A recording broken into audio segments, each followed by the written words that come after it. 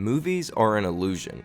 For a short period of time, we are expected to buy into these fictional worlds and forget that these are actors in front of a camera.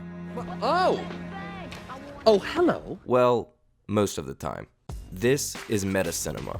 Meta-cinema is a style of filmmaking where the film deliberately informs the audience that they are watching a movie. If you look for it, you can see these little dots come into the upper right-hand corner of the screen. While meta-cinema has become much more prevalent in recent times, meta-instances and films date all the way back to the early 1900s. The Great Train Robbery completely broke the rules of fictional cinema by having a character firing a gun directly into the lens of the camera. This simple gesture calls attention to the fact that we are watching a film and therefore is considered meta.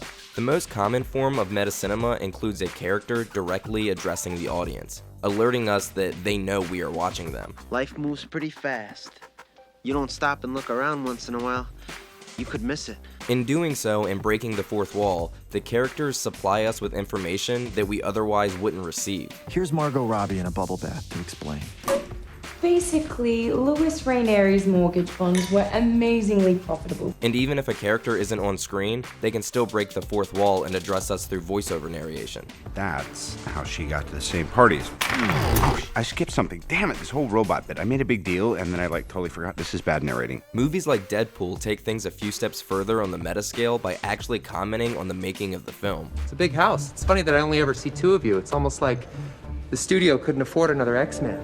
Deadpool makes us very aware that we are watching a product made for viewing and does not expect us to buy into any of the illusion. Movies can also call out the actual filmmaking of their own film with various visual gags. What the hell am I looking at? When does this happen in the movie? There's a sound guy, there's a script supervisor. And I'm not supposed to lose. Let me see the script. While these are all very on-the-nose examples, some movies choose to push meta boundaries very subtly. We're reviving a canceled undercover police program from the 80s and revamping it for modern times. You see, the guys in charge of this stuff lack creativity and are completely out of ideas. These movies may not obviously break the fourth wall, but they use various tongue-in-cheek moments to comment on the film. Are you suggesting that someone's trying to make a real-life sequel? Stab 2? Who'd want to do that? Sequels suck. But perhaps the biggest question surrounding meta-cinema is why? Why do filmmakers choose to call attention to their films? Why ruin the illusion that makes cinema so unique?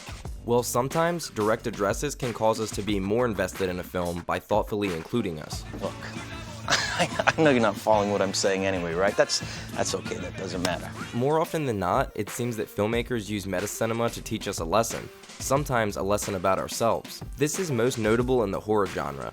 Movies like Funny Games use self-awareness in order to criticize the audience for what they expect. Do you think it's enough? I mean, you want a real ending, right? With plausible plot development? And the critique isn't always just aimed at the audience. There are certain rules that one must abide by in order to successfully survive a horror movie. For instance, number 1. You can never have sex. Movies like Scream and The Cabin in the Woods brilliantly take aim at their own genre. The virgin's death is optional, as long as it's last. Main thing is that she, suffers.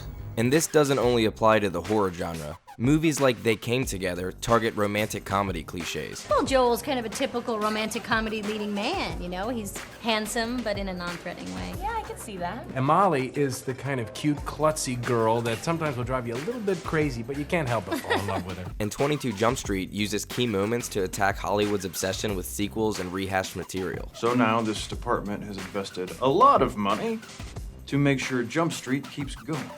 We've doubled their budget, as if spending twice the money guaranteed twice the profit. Yeah, like that's gonna work. Meta-cinema is fun and always entertaining in the way that it flips expectations and involves us in the film. But more importantly, it teaches us a little about cinema and even a little about ourselves. That's just lazy writing.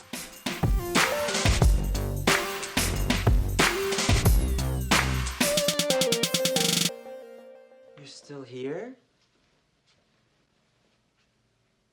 It's over. Go home.